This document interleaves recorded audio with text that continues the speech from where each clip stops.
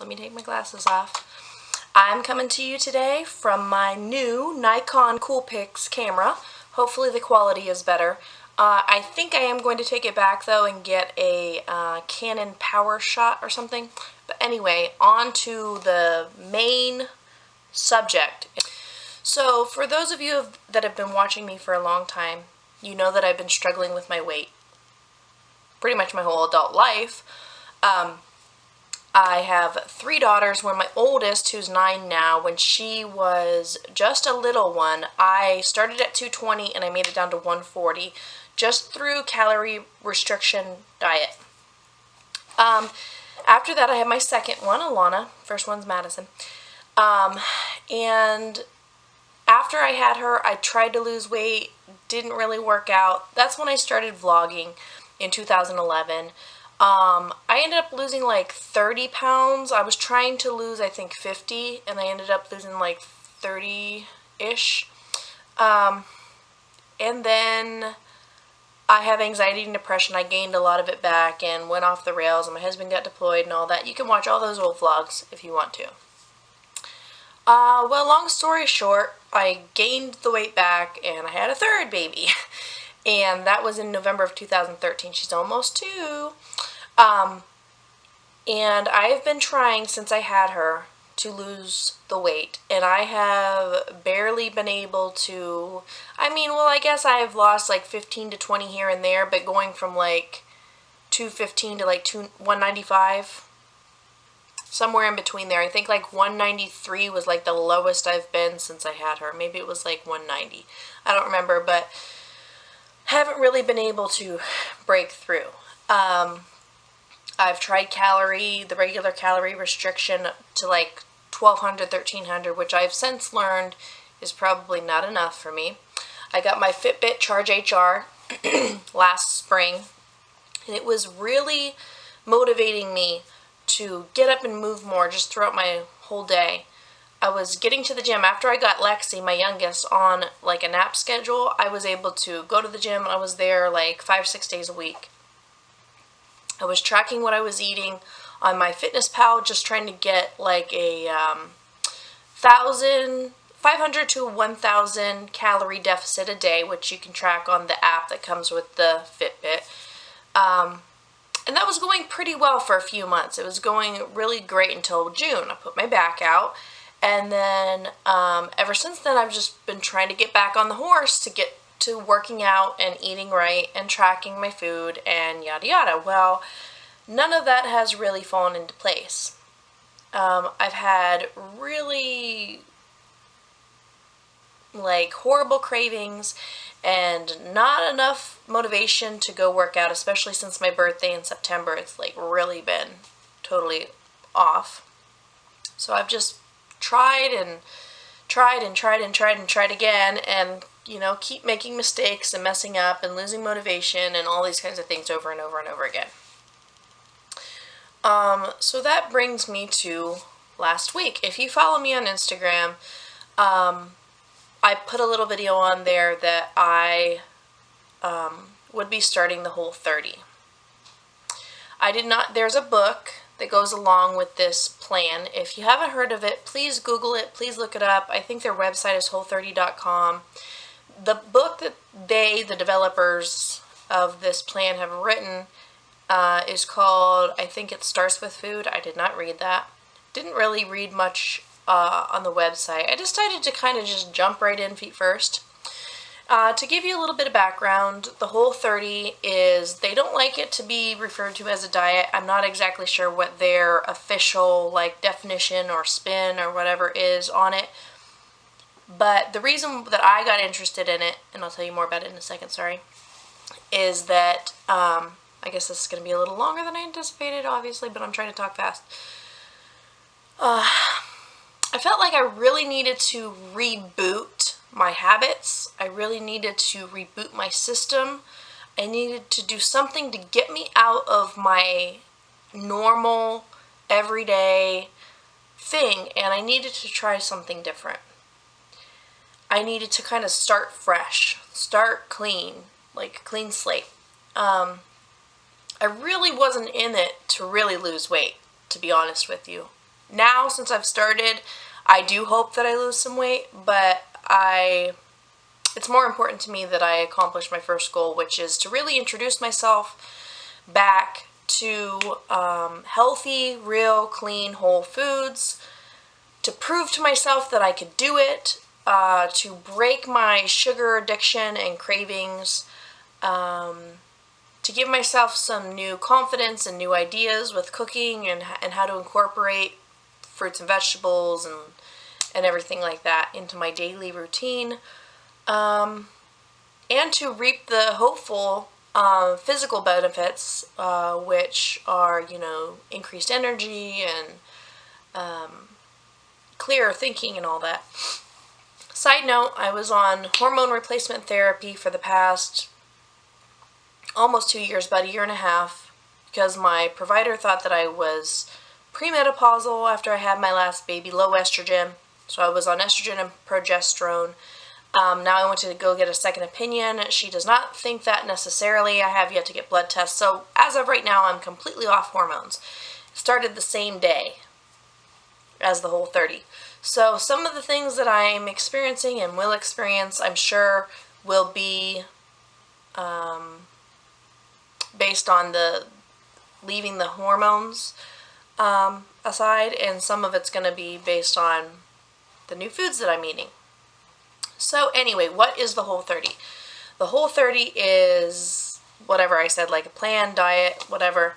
30 days. You commit yourself to eating only whole foods, or very, very minimally processed foods, without any kind of things that you can't pronounce.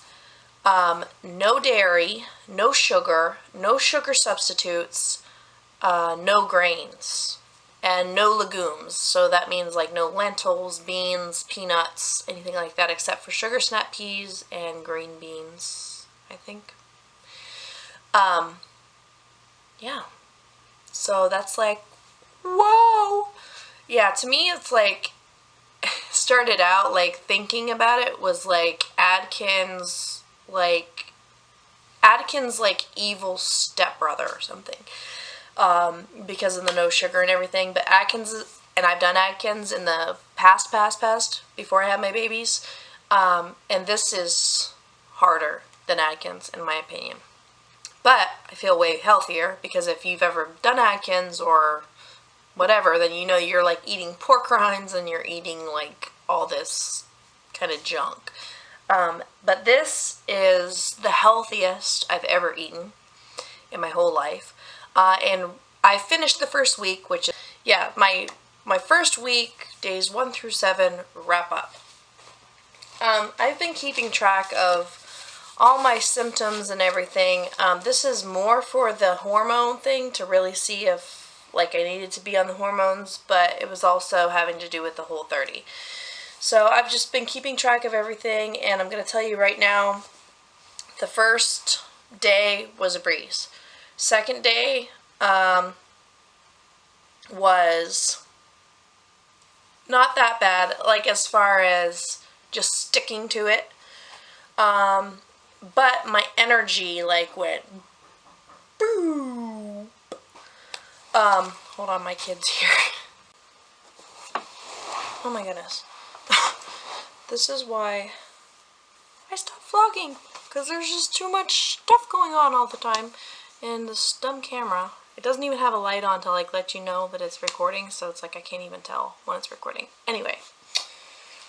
So, yes, decreased energy the second, third, well, pretty much all the days. Like, today's probably my higher energy day. I had a pretty good energy level before I started this. Again, keep in mind, the hormones have something to do with it too.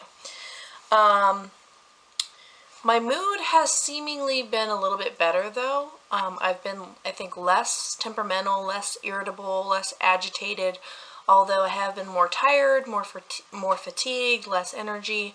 So when that happens, you're kind of more likely to be a little bit more moody. So I think it's balanced out a little bit. But I'm saying, like, even though I was feeling like all that low energy and everything, it still didn't make me totally snappy at anybody. So that's been good. My sleep quality was the same, but the last few nights it's gotten worse. I've started dreaming about food. I started just waking up in the middle of the night. And I've been having a little bit of like hot flashes in the middle of the night, which I think has more to do with the hormones than it does this diet.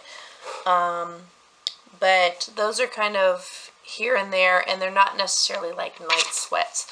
So that's kind of been what I've been experiencing. If you go to the Whole30.com, they actually have a timeline to kind of let you know the average experience for the average person in how they're going to be feeling like during like the days of the month.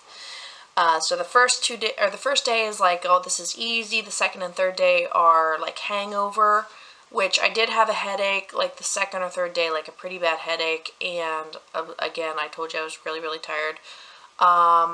Fourth and fifth day were, don't remember. Sixth and seventh day were supposed to be, fourth and fifth day are like kill all the things. So like irritable, stuff like that. 6 and 7 are supposed to be like, I need a nap, which again is just like low energy, which I just finished 7 yesterday with Sunday.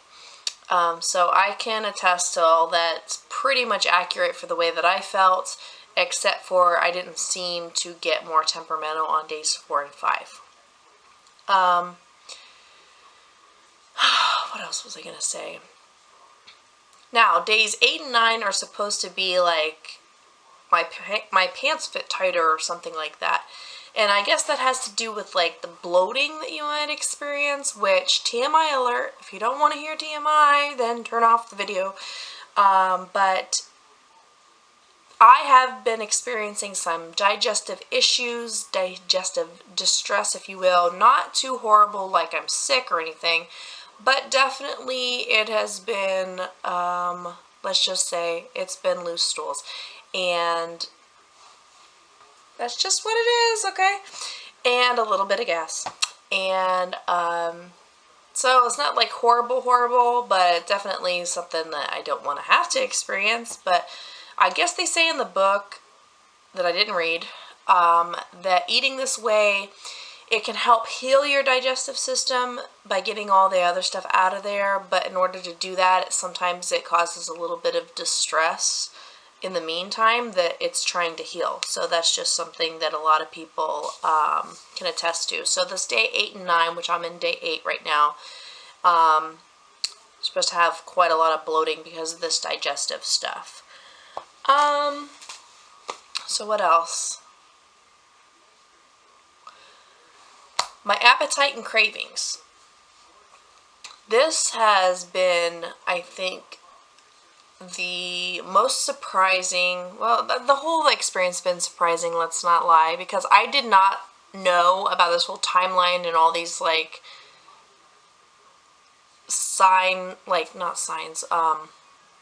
like, symptoms and stuff that I could be experiencing before I started. I was just like, I just thought that my biggest thing that I was going to have to worry about is just not having the foods that I'm used to eating, especially the sugar and junk food, and having to have the imagination and everything and energy to cook all this stuff, but I didn't know I was going to have to put up with all the other stuff too.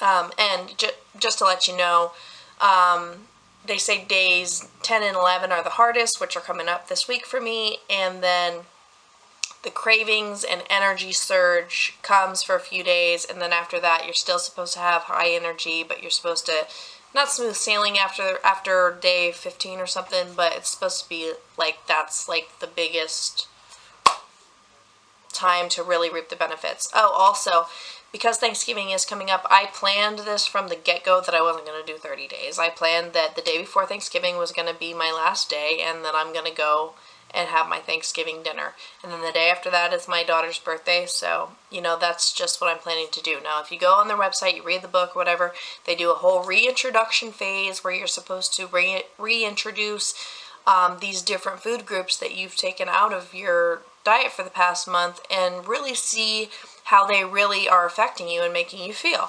And I think that's totally awesome and great. I wasn't doing that for that purpose, so that's not like...